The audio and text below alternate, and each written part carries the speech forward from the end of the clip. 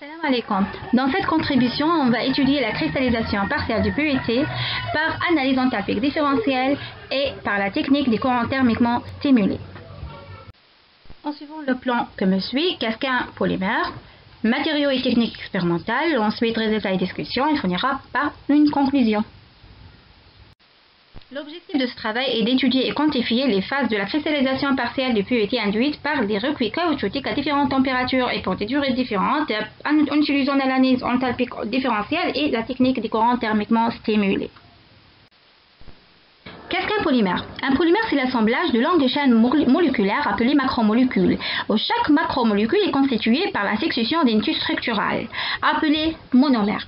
Et on a des polymères amorphes, on a le désordre à grande distance, et des polymères semi-cristallins, on peut trouver des phases amorphes et des phases cristallines.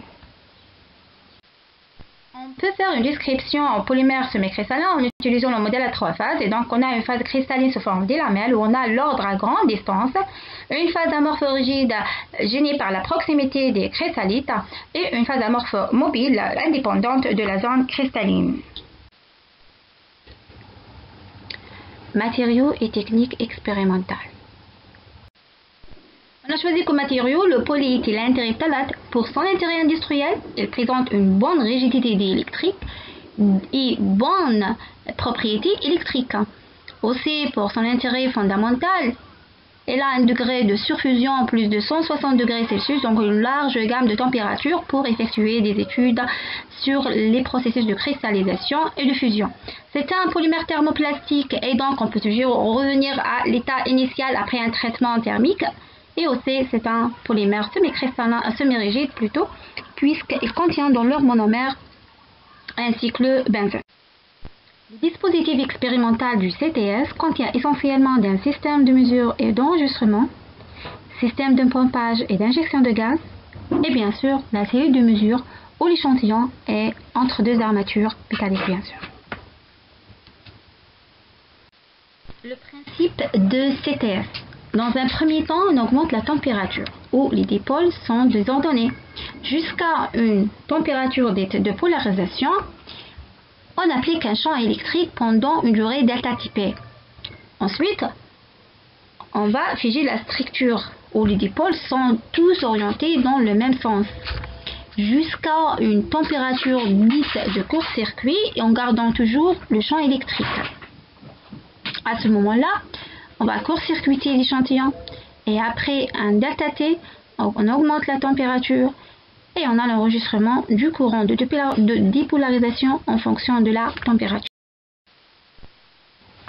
On a effectué des mesures à l'aide de l'analyse enthalpique différentielle. Et justement, on a utilisé l'instrument TA-Q10. Elle nous donne l'évolution de la différence d'enthalpie ou bien de chaleur entre la référence et l'échantillon en fonction de la température.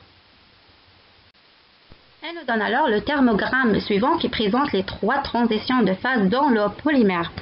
Transition vitreuse, cristallisation et fusion. On peut tirer de cet thermogramme les différentes températures caractéristiques de chaque transition et aussi on peut calculer le taux de cristallinité, taux de la phase amorphe mobile et on peut diviser aussi le taux de la phase amorphe rigide.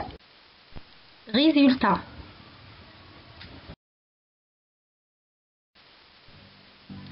On commence par la caractérisation du PET à l'aide de l'analyse thermogravimétrique. On remarque bien que l'échantillon commence à se dégrader à partir de 370 degrés Celsius. Et donc l'utilisation du PET est permise pour des températures inférieures à 370 degrés Celsius. Au-delà de cette température commence la rupture de la chaîne principale. Les principaux produits de la décomposition détectés sont du carbone dioxyde, aussi l'acétaldéhyde et les composés aromatiques à fonction acide carboxylique. Le thermogramme d'AUD de PET de référence présente un pic de vieillissement en plus de les trois transitions de phase transition vitreuse, cristallisation et fusion. Donc on peut tirer les températures caractéristiques, comme on peut calculer les taux tels que le taux de la phase cristalline, le taux de la phase amorphe mobile et le taux de la phase amorphe rigide qui est proche à la valeur du le taux de la phase cristalline qui est égal à 11,4%.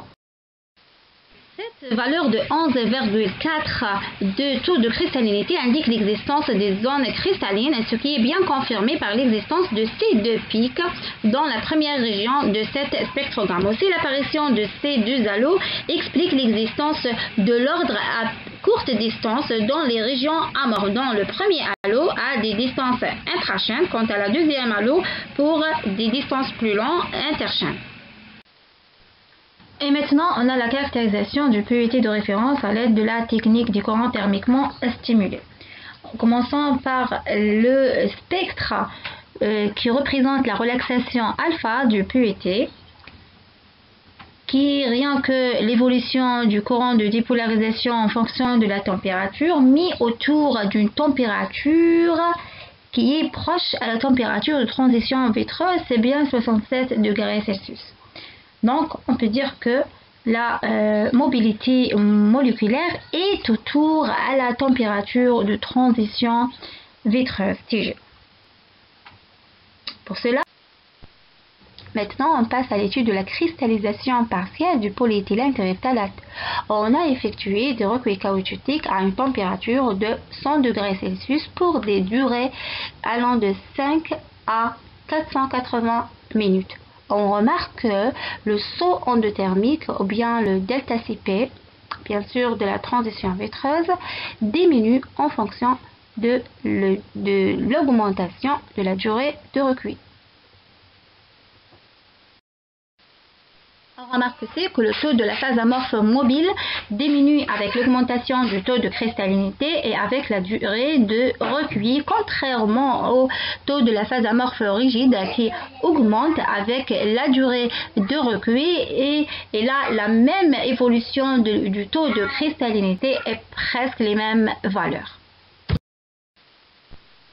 L'effet des recueils caoutchoutiques ou bien de la cristallisation sur la mobilité moléculaire du PET. On remarque bien que le courant de dépolarisation diminue avec l'augmentation du taux de cristallinité.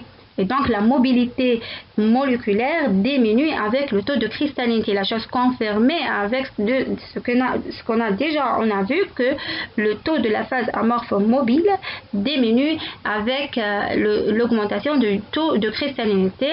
Et c'est normal puisque la phase amorphe mobile est responsable de la mobilité moléculaire. On voit bien aussi que la température du maximum se décale vers les hautes températures. Elle est expliquée par la diminution moléculaire. Il faut noter aussi que certains auteurs suggèrent le concept de double relaxation alpha, un pic autour de la transition vitreuse due à la phase amorphe mobile et un deuxième pic pour des températures plus élevées. Ils ont expliqué cette apparition par des relaxations de la phase amorphe rigide. Et d'autres auteurs conditionnent cette apparition par des taux de cristallisation entre 40 et 60%. Ces résultats semblent en contradiction avec ceux présentés dans ce travail et le pic apparaissant à haute température attribué à des parties opaques de l'échantillon. Et donc, c'est une indication de la cristallisation du polymère. Elle est donc due à un artefact de manipulation plutôt qu'à une relaxation. À la fin, on conclut que l'utilisation de PET est permise pour des températures inférieures à 370 degrés Celsius. La connaissance du taux de cristallinité d'un polymère n'est pas suffisante pour décrire son état semi-cristallin, mais l'augmentation de ce dernier se traduit par la diminution de la mobilité moléculaire du matériau. Ensuite, les recueils caoutchoutiques font augmenter la phase cristalline et la phase amorphe rigide au détriment de la phase amorphe mobile. Et à la fin, le pic apparaissant à haute température attribué à la relaxation des parties opaques de l'échantillon, elle est due à un artefact de manipulation plutôt qu'à une relaxation. Merci pour votre attention.